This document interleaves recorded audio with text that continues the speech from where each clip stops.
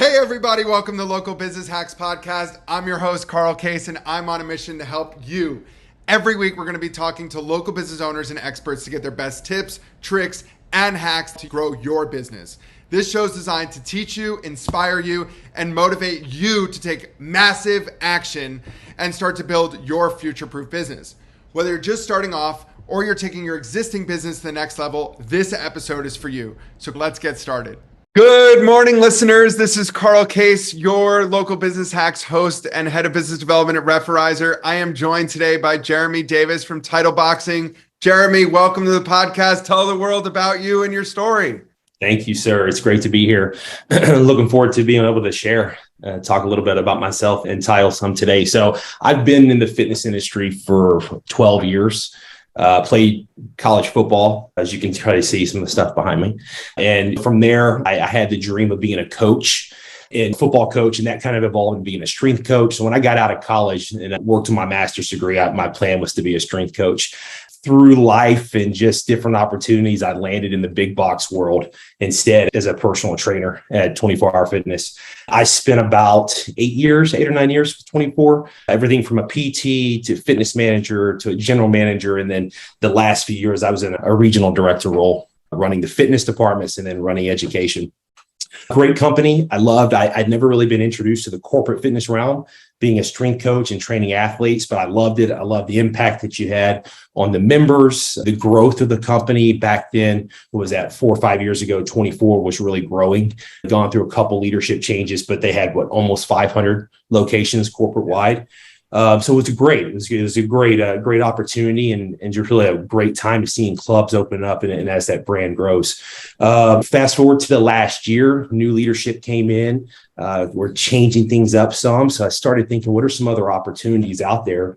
And I'd never really been in the boutique fitness world, right? Studio fitness. So I got approached by a franchisee, Austin Fitness Group, who owns close to 50 plus clubs in the Orange Theory world. So in the Texas area, we got approached by them to be an area director in the South Texas area over the San Antonio market. I did some discovery, started looking in, and I really aligned with the studio fitness world much more than big box. When you think about big box, it's about volume. Right? Getting as many people through the door. You've got a lower price point. Frequency of the member isn't a huge worry, right? As long as we're getting people to walk through and buy memberships.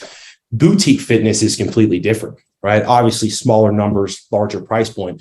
But the success of your box really comes down to, are your members using the facility? So are we being impactful? Are we creating a great experience? So my goal, if you bring somebody into studio world, they sign up for OTF, is to get them to use the facility as much as possible, as often and as quick as possible. Much different world. And I really like that because when you talk about getting into fitness and impacting people's lives, studio fitness is really impacting, and their success is predicated off of that piece, right? And about that time, 2018, 2019, the boutique business was really growing, right? Yes, just blowing up. So I thought, hey, what a great opportunity. Let's jump on board. So I was with that group for about a year, a little over a year.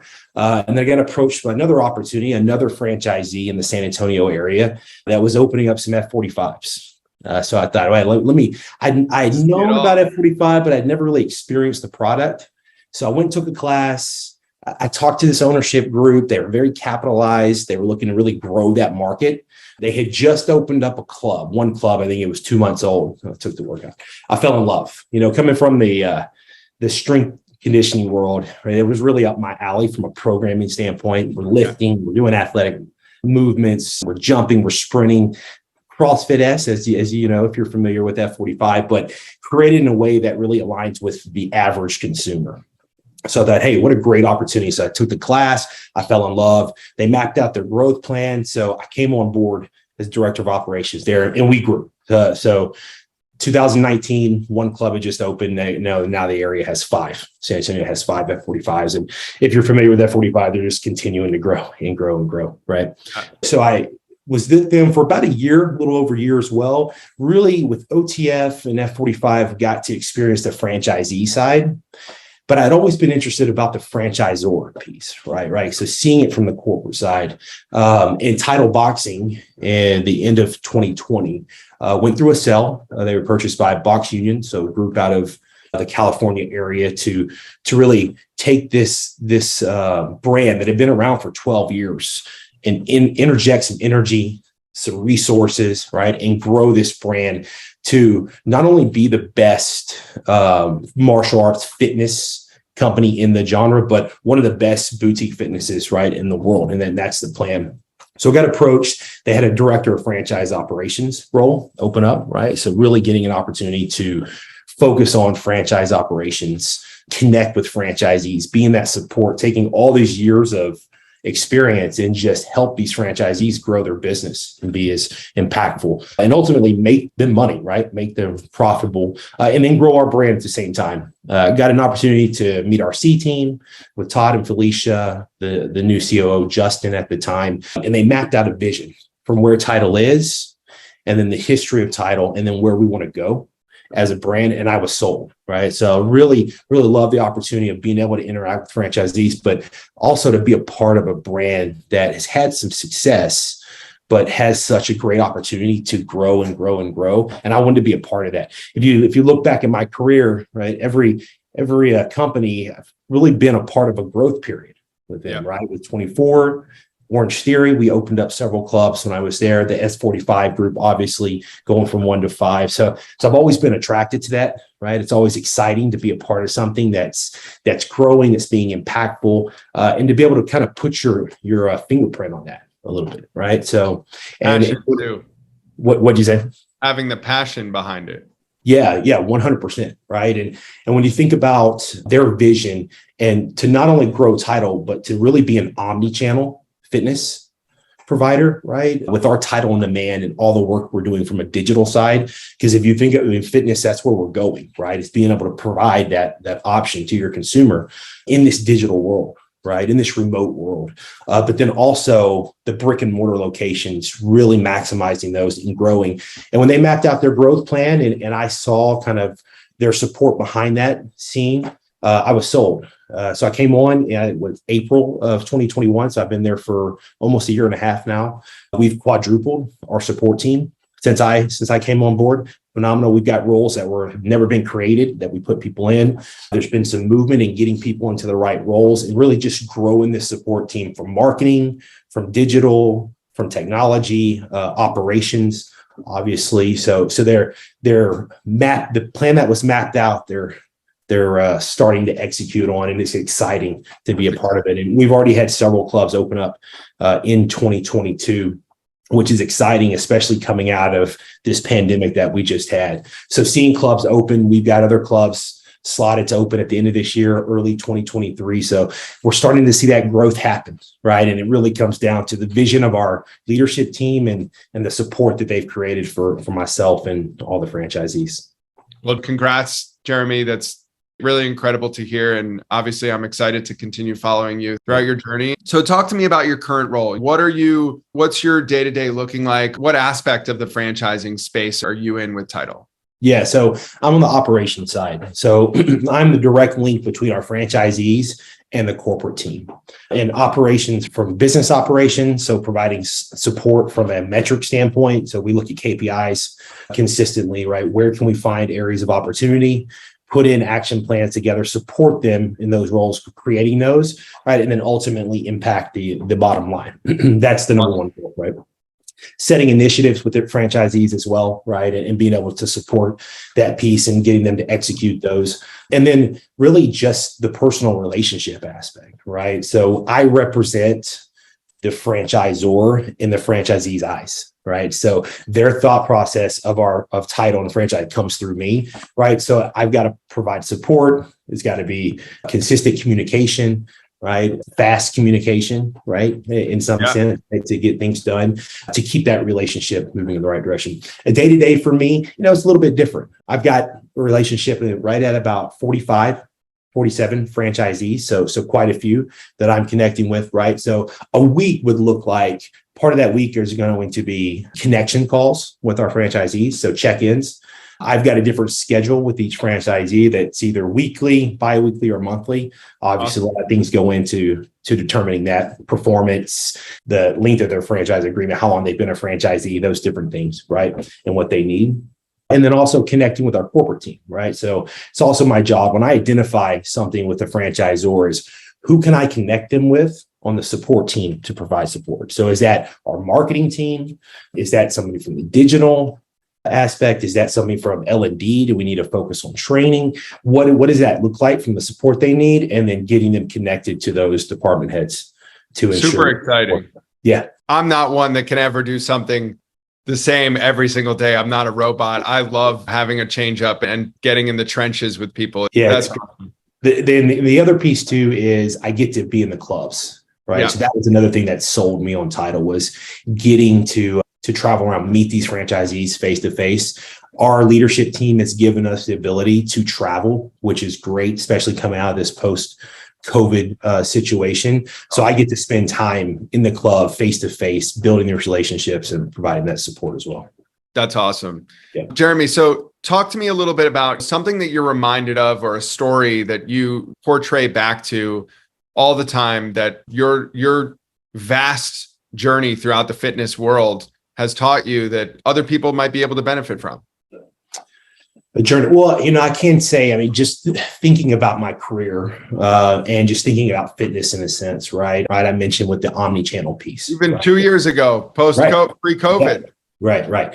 And so you've got to be adaptable. You've got to be able to be ever changing and always aligning with where we are now. I think there's some tried and true principles in fitness, right? When it comes to getting leads, connecting with those leads, getting them to walk through the door, but how we're approaching people, I think our sales process has changed some, right? I know 5 years ago, and I was in the big box world, but you would approach things, you had hard closers, right? Someone walks in and we're pushing, we're not letting them walk out the door.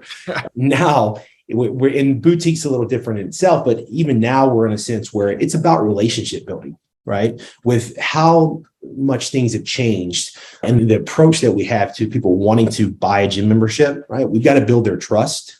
We've got to really get to know them. I speak to my franchisees all the time. Part of when someone walks through the door, part of my conversation needs to be like, find out something about this person, right? Like where do they work? Right? Do they have kids? What do they like to do for fun? What are some of these personal items that you can touch on that aren't too personal, but you can start to build this connection and you can build this trust. And when they trust you and you're asking the right questions about why they walk through the door, we can start. And one thing I do tell my team about when I was running operations on the franchisee side and then franchisor as well, don't ever predetermine if somebody can buy a gym membership from you, right? Or if somebody can purchase. I can tell you, this was years ago. This is 24. We had a family come in and my sales manager connected with them. And I remember thinking that he said he was going to sell them personal training. I remember thinking there's no way they're going to buy personal training, right? They didn't look the part, right? And we all have these times where we predetermined, do they look like they can spend $1,500 on PT and a gym membership, right? And my sales manager spent about 45 minutes with them, right? And I'm thinking the whole time, right, I just get the memberships, let's move on to the next one, right? Because it was all about volume. And he took the time, he spent some time with them. He came back to me and they ended up buying 20 PT sessions plus 2 memberships. Blew me away. You wrong. Blew me away. Right. And I started thinking, I'm like, well, what's going on? And long story short, the kid was in some type of pro development situation for racing cars, right? I wasn't exactly sure about the situation, but he needed a trainer. He needed an opportunity to build some strength, create some endurance. And he knew that he wasn't going to be able to do it on his own. And my sales manager connected with him, asked the right questions. And because of that need, right, was there, and he asked the right questions, he sold the training. And I learned from that. I tell my team all the time, right? You can never predetermine. Anybody, right, if they're looking for something, you can provide what they're looking for, has an opportunity to purchase something from you. That's an awesome lesson. And I think something to add to that is the day that person decides to start their fitness journey, restart their fitness journey, and they make it through your doors, remember your first time. Right. And remember how hard that is, no matter where they're coming from. Like, don't judge a book by its cover, and remember how hard it is to actually make that decision to come into the gym for the first time. Let's talk a little bit about What can you say to people that, as we talked about earlier, I'm a big fan of starting your fitness journey as a trainer in a big box gym. Sometimes they're going to certify you. It's a great way to learn sales. It's a great way to be embedded into that market, but then to graduate from there. So how did you work your way up that ladder through 24? And then most importantly, what can you say to people that are starting off wanting to be like you, to be ahead of a connection between a large group down to the smaller owner operators? Yep. Yeah, no, it's a great question. So, and honestly, Carl, that was one of the things that attracted me to 24 because I saw this career growth opportunity, right? And like I said, wanting to be a strength coach and training athletes, I'd never really seen anything much about the corporate world since I had, worked out a couple times in the 24. But when I was able to meet the fitness manager that was driving and running that fitness department that eventually I came on board as a trainer, right? He was able to paint this picture. Like, this is where he started as a PT and moved into this. His next step is to be a GM and so on and so on. So I saw that and I thought, wow, what a great opportunity. And to your point, right? Obviously, if you're running your own personal training business, right? Much better opportunity to keep more of the revenue, right? Because you're not sharing it with the big box gym, right? Yep. But what a lot of people don't understand, and I've had trainers who started at 24 and they went off to create their own product and their own company. There's all the other stuff that comes along with being a part of a big box gym, right? And that's having 7,000 members walk through the door on a monthly basis, right? That you can connect with, these leads that are coming through, right? You've got a support system with the brand, right? You got all of this stuff that's happening on the back end that the big box gym can support you, especially with the clientele and the opportunities, right? If I'm a PT on my own, right, I've got to find a place to train my clients, right? I've got to create a lead generation opportunity, right? And where am I going to get these leads? I've got to build my business before I can start driving referrals, right? All of that's taken care of in the big box world. So that's really kind of what you supplement and you give up to have an opportunity to grow your business. Right. But then from there, and for me, right, going from the trainer into the fitness manager role, right, I saw this opportunity to not only just train clients as a PT, but I wanted to look at the opportunity of training trainers, right? So the fitness manager role was really attractive, right? Everything that I did as a PT, but translating that into training actual trainers and teaching them how to grow their business and how to be impactful. And ultimately, as those trainers grew and their business grew, I had a somewhat of a hand in training their clients, right? Because I was translating this to the trainers that was translating it to the members, which was even more satisfying. Yeah, right. And then from there, in the corporate fitness world, this is a great thing is there's a ton of positions and the ladder gets pretty high, right? So from there, I moved into the GM role, right? Based off of opportunity. It was success I was having as fitness manager. It was promotions that I was able to create by promoting certain PTs into assistant fitness manager roles and fitness manager roles. And then that gave me the opportunity to be a GM. And I'll be honest with you, I had been approached as a fitness manager to be a general manager, and I wasn't too on board. I came from the fitness side. Right. Even as a fitness manager, I still trained a couple clients and I was training trainers. Right. So everything was about fitness, was about building your book of business, how to manage programming and clientele. Right. And then this GM role comes along and it's like, oh, now you got to sell gym memberships. Right. You got to make sure the pool's clean. Right. You got to handle all these member concerns. Right. You got to take cancellations. So I started thinking, wow, I don't know. And then obviously the team member size, right, went from 30 trainers up to about 65 team members you're managing at that point, right? At the club I was at. But I gave it a shot and I fell in love with it. I loved the membership side. I love connecting. I love driving sales and the pressure that comes from that. I love teaching how to sell and training sales associates and the front desk team members. And my relationship with my member base was great. Right. I got to connect with members that had been there for, 10, 15 years, new people that were coming on board. Sometimes you get opportunities that you think you might not be interested in, but if you give it a shot, and in this case, to grow my career, it turned out to be a blessing in disguise. Right. And you're right. When I was in the PT role, right, I was making enough money to, pay my rent at the time. Right. Because I was renting and just provide for myself. And then with growth and moving into the GM roles, I actually was given an opportunity to really start making some good money, especially good money for where I was at the time.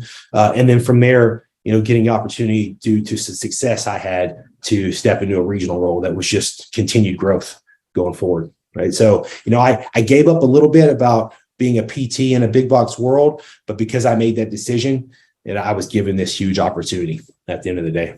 Yeah. And it's amazing how many people you meet in a big box gym. Like you never know who that potential franchisor of the next organization is going to walk through, or who that person that connects with you and just wants to fund your future and your endeavors and what you want to accomplish. So for those of you that are looking to jumpstart your fitness career, big box gyms aren't necessarily something to stay away from.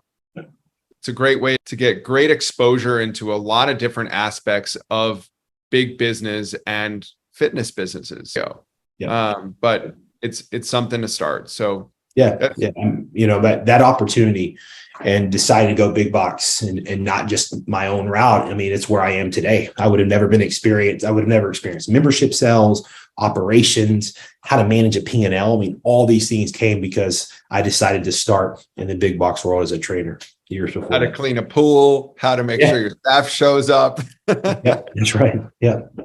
Kids club, all those things. That's awesome. Jeremy, that's a wrap for this week's episode.